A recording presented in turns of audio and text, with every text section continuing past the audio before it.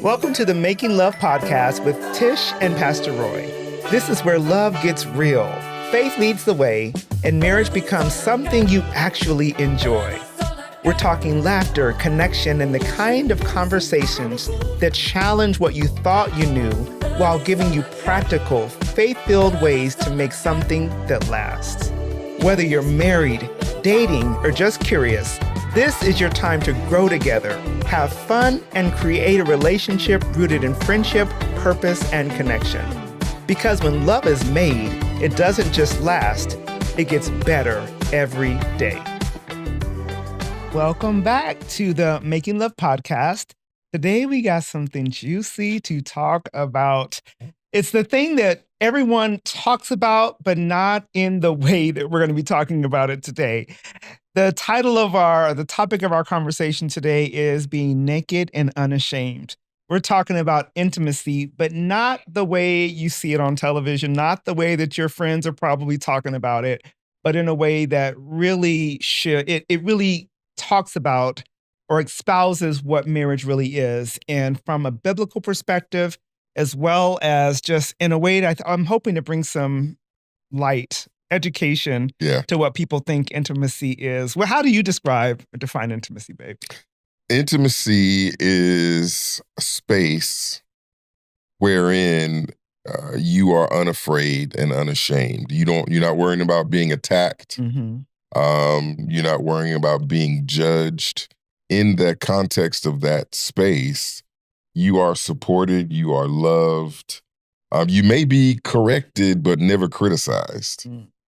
And that's the key to real intimacy is I should be able to share with you the depths of my heart and know that you're not going to attack me with it or judge me for it, but you'll just be there to accept who I am in that space. I don't have to hide. So intimacy isn't just about sex. No. Sex is a lovely physical representation, but it is not the fullness of what intimacy actually is. Yeah, I heard someone say, I don't know where she got it from, so I can't quote, I can't give credit to who it probably originated from, but she said that we see intimacy and what we really should be, the person should be hearing into me, see. Like see deeper, Right, we can be able to be fully transparent, be able to share the deepest parts of our lives and ourselves with another person. Yes. And when we think intimacy, again, most people go immediately to the physical aspect of intimacy, but it's so much bigger, so much greater if we would just allow ourselves to be fully naked and unashamed. Absolutely. And that's the thing too, is people, and this may seem old-fashioned to some, but some people confuse sex for making love. Truth.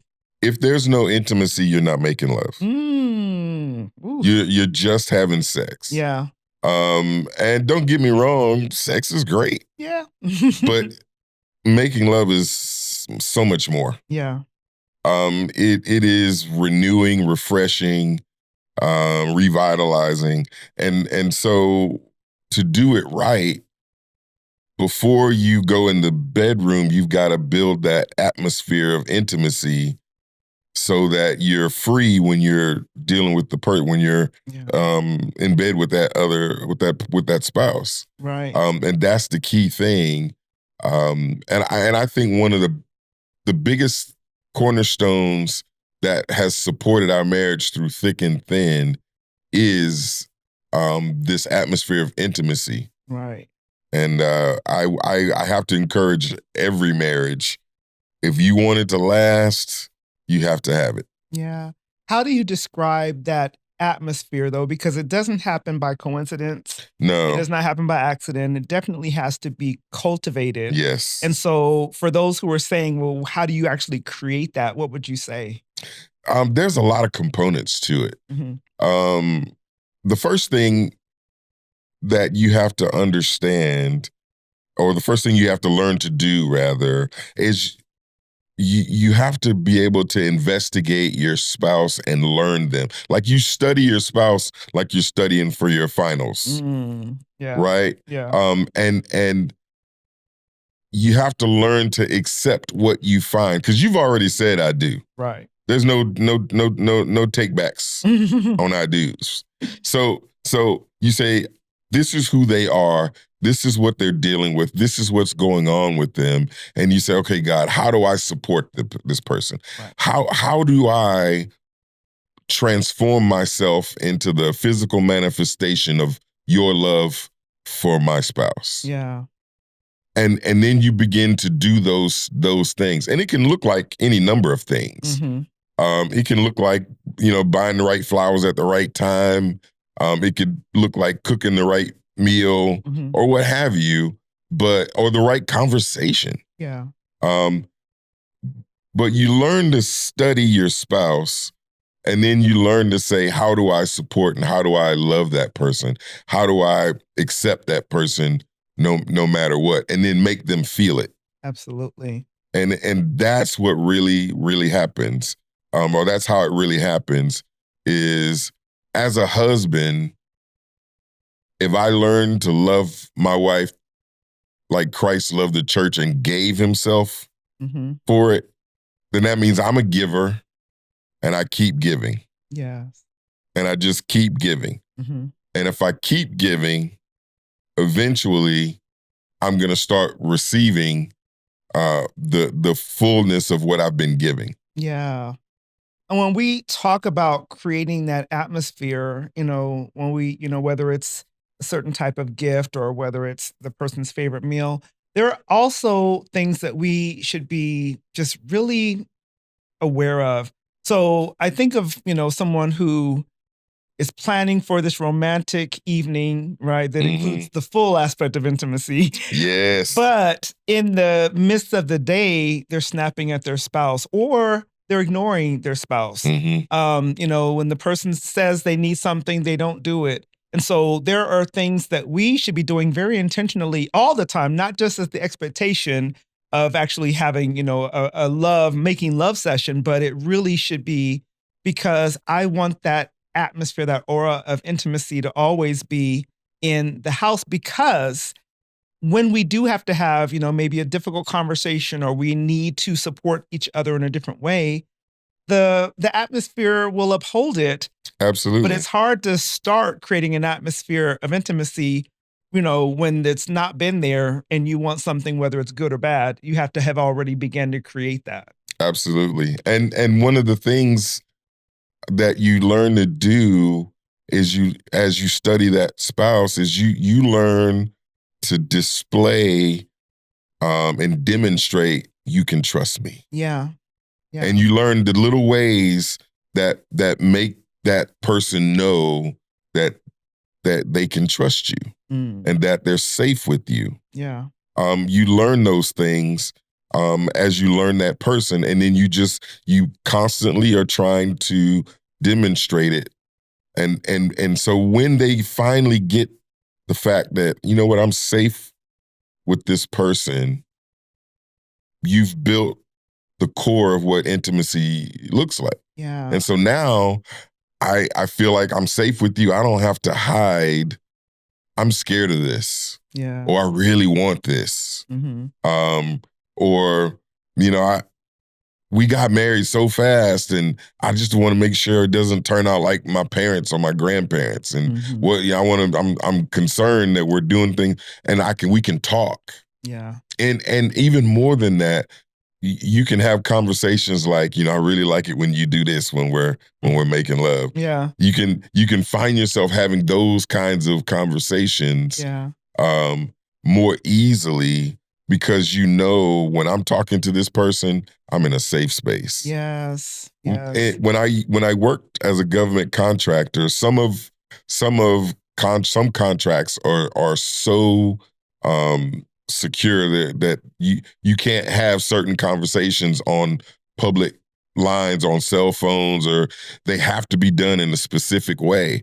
And so they will build what's called a skiff. And you leave your cell phone outside, any digital devices, you leave them outside, you go in the skiff, you close the door, and then you can have the conversation with the government you need to have, and nobody can listen in. Right. It's a safe space and you can say whatever you need to say. Yeah. That's how your marriage should be. Yes. I can come home, I can sit with my spouse, I can say what I need to say. It's a safe space. Yeah. Nobody's going to post it on Facebook. Nobody's going to post it on Instagram. Right. And I can say what I need to say and it won't be held against me. Right. That has to happen in every marriage, because when you have that, and then when difficulty comes up, you can immediately say, because of the safe space you've built, you know, they're not trying to hurt me. Right. Very, very true. This is a misstep. This is a mistake. Yeah. This is not intentional. They said what they said, but they didn't realize it was going to do to me what it did to me. And so all I have to do now is go back and say, hey, when you said this, it made me feel this way. Yeah. Right? Right. And so I'm not attacking them for what they said. I'm just informing them what they said. I found it hurtful. Very true. And so now they don't have to raise walls. They can say, oh, I never meant that. I never meant to try to hurt you. I was just trying to say whatever I was trying to say. Yeah. You know, it's interesting because sometimes we think that creating intimacy has everything to do with the other person and how they entreat us or how they communicate with us. And I found this out early on, is that in order for me to be able to, you know, contribute to a atmosphere of intimacy, I had to really get clear about the issues that I was dealing with. Yes. And so, for instance, you know, you remember, so let me tell y'all a little bit about my husband. He has the biggest vocabulary than anyone I know, flat out, period. His mom was a teacher. She used to have to read the dictionary during summers. He has a huge vocabulary.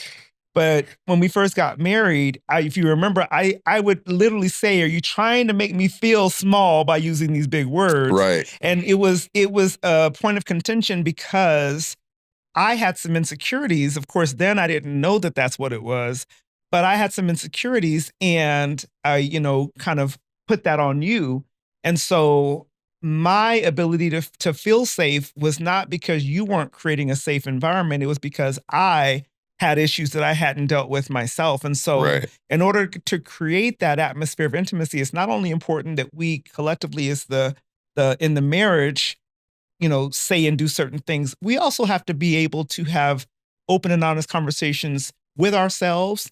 And dare I say, I had to have a better conversation with God and I had to understand who I am, who I am made to be, what God says about me, so that I could now love myself well enough to receive love from you. Yeah. And I think that's something that most marriages never even, talk about, much less understand the reason why they're having a difficult time having true intimacy. They may have sex, but they may not have true intimacy outside of the bedroom because they're not clear on who they are individually. And they're often projecting that issue that they have about themselves onto their spouse. Because when you have trauma that you have not dealt with, you haven't allowed it to heal, it's very, very difficult for you to have that level of intimacy with somebody because you don't feel safe by yourself. Exactly. You're definitely not going to feel safe with someone else. And it's like a landmine. You know, I'm just trying to, pay the lady the quick $5 for the stuff you bought. And while you digging through your purse, that's actually a diaper bag. And to you, it was me trying to usurp authority and control over, and so we have an argument. And I'm like, I'm left bewildered. Like, well, I had $5 right there in my pocket. And you were all the way into your waist inside your purse looking for, and so I just paid so we could get out of Walmart.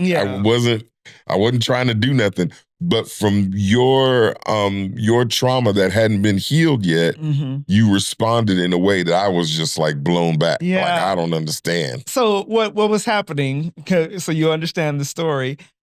We weren't married yet. No, we weren't married yet. No, we were engaged. We were probably day 5 into our 2-week, getting to know each other. But I, came from an abusive first marriage, and one of the things that was held over me often was if I had money, it was either taken or, I just was it was financial manipulation. And so when I left that marriage and I had my 2 little boys, I was literally like, I'm going to take care of myself. I'm going to take care of these kids. No one is going to be able to have that level of control over me. And even though I didn't realize that that was a story that was playing loudly in my head all the time, without even realizing it, when you offered to pay for my shampoo that was $5 standing in the Walmart line, it triggered this feeling of, oh, you're trying to take over, you're trying to control me. And yeah, that reaction is what happened when I, didn't process the whole situation, just allowed my trigger to guide that conversation. And so but I think that happens more often. And when you're in the moment, especially younger couples, I'll say younger because we were like 25 when we got married. Yeah. I just wasn't aware at that point that story was running my life. Right. Right. That's exactly what it was happening. And that is the key. Is a lot of this unprocessed trauma is in control of our perception of things. And so here you have one person doing the best they can to love you. Yes. And you have another person like, this is really suspicious. Yes. Why is this joker buying me flowers and being so sweet? Yep. Like, I don't understand. Yeah, what do you want? Because you think you're not valuable and you think you're not worth it. When somebody treats you like you're valuable, you immediately think, this is crazy. Yeah. They're trying to do something to me. So true. So we have to be very aware when we're allowing our trauma, our stories, our history, bad experiences to basically run our lives and really devastate and divide our marriage because we're not speaking to the person that we're dealing with in that moment. We're still speaking to the history. We're still speaking to the person that maybe harmed us before. And that's probably one of the fastest ways to cause intimacy to literally seep out of your relationship. Yes. Because you're not able to be loved. You're not able to give it. And it just messes up the entire relationship. It absolutely does. And I think that in the process of endeavoring to build this atmosphere of intimacy, if you identify, man, my spouse seems like they got a hair trigger when it comes to this. Yeah. There might be some unprocessed trauma right there. And instead of saying, we got to get to the root of it and deal with it, really what you have to do is you have to say, oh, let me pray for them in that area. Yeah. And because I know it's a sensitive topic, I'm going to approach it with all the sensitivity I can. I'm not going to avoid it. Right. Because that doesn't help. No. But what I'm not going to do is I'm not going to jump on it either and say, we got to deal with this right now. I'm going to say, hey, I notice whenever this comes up, you react, in an unexpected way. I just want you to know I love you. Whatever it is, you can talk to me about it. As soon as you're ready, I'm here for it. But I want you to know until then, I got you. I'm here with you. And you can reassure that person. Yeah. And then keep doing all the other things that you need to do so that you can still continue to build that. Because intimacy will help heal those traumatic pasts. Absolutely. And so you still can build it. You just have to make sure you don't put a brick on that particular spot because it's going to hurt. Sensitive, for sure. Yeah. You said something that, has been game-changing for me, and I know for us, is really understanding how to pray for your spouse. Absolutely. I often say you get to know someone best by praying for them, because if you have a relationship with God, the Spirit of God will begin to reveal to you the things that you need to be praying for. And they're often things you had not considered before. Oh, absolutely. And so for me, when I wanted to either lash out or when I wanted to, maybe not deal with something that needed to be dealt with, in prayer, the things that were hurting me began to be healed.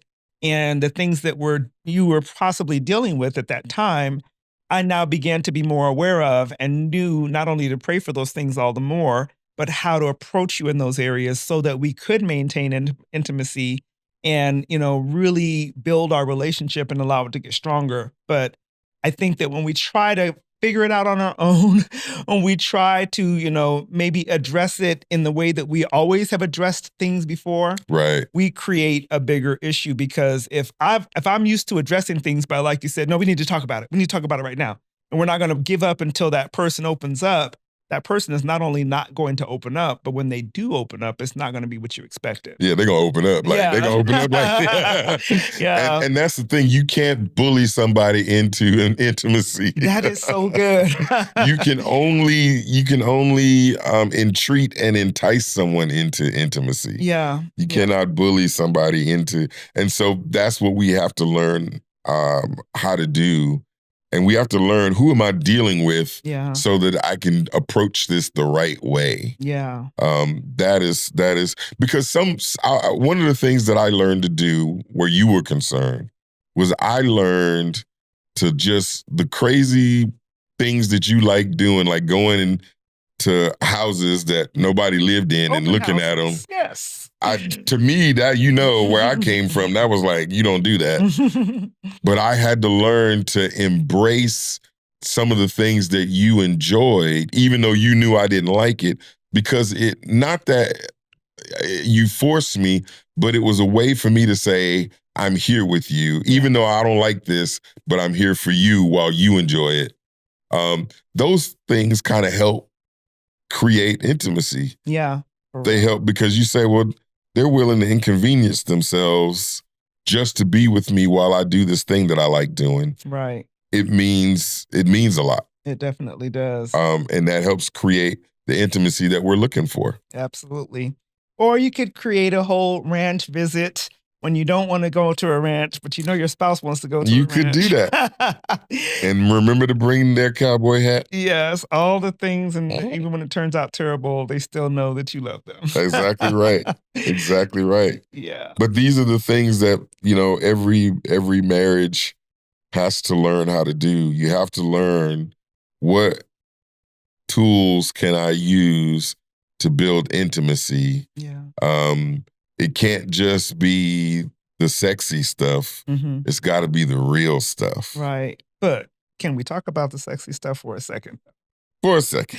Because the other thing that sometimes happens, especially when people have been married for an extended period of time, is that it becomes very routine and ritual, and we forget to do the things that once excited us. So, ladies, sometimes we wear the bonnet all the time, or we never buy any sexy lingerie, or we, only do things when it's like a Valentine's Day or something. And I think it is important, even though we've talked a lot about the other side of intimacy, I think it is important that we remember that we can create intimacy from a sexual perspective in our marriage. Absolutely. Also with intentionality, and, keep things spicy so that part of our relationship, just because we've been married longer or we're getting older, it begins to die. We can influence the way that we see each other very intentionally, in addition to the other things we've talked about. Absolutely. And like there's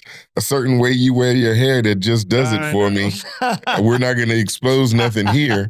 But I notice when you do it, and I always appreciate it. Yes. But those are things, again, that we do to say, I'm about us. Yeah. And that's it. Exactly. Yeah. Yeah. Yeah. One team, one fight. That's exactly right. For sure. One team, hopefully we don't fight. Not fighting. No, absolutely. No fight. One team, no fight. Yeah. But we just want to encourage you that as you're, hearing these tips and understanding them, sometimes it takes a moment for us to recognize, wait a minute, they're talking about things we've dealt with, or, or in some cases, had I known these things before when I was married, I might do things different in the future. And so it's one thing to hear them. It's a very different thing to say, I am embodying this. I'm actually going to put this into practice. Yep. we have children now that are grown and, have their own families. And I love that, at least what they say to us, that a lot of times their relationships are, they treat their others based on what they saw in us. And we Yeah. want to be able to have great examples, not only for, each other, but for the children that we're now raising or now are raising their own children as Yeah. well. So take something you heard today, allow it to be a blessing in your relationship. And remember, you can make love, right? You can create intimacy. You can build a life that you absolutely love. So we'll see you back here on the Making Love podcast next week. See you next time. As we wrap up today's conversation, remember, marriage isn't just about getting through life together. It's about truly knowing, supporting, and enjoying one another along the way. When you create your relationship on faith, true friendship, and intention, love becomes something that grows stronger every day. If this episode spoke to you, share it with someone who means the world to you, and keep leaning into the kind of love that lasts. We'll see you next time, Love Podcast with Tish and Pastor Roy.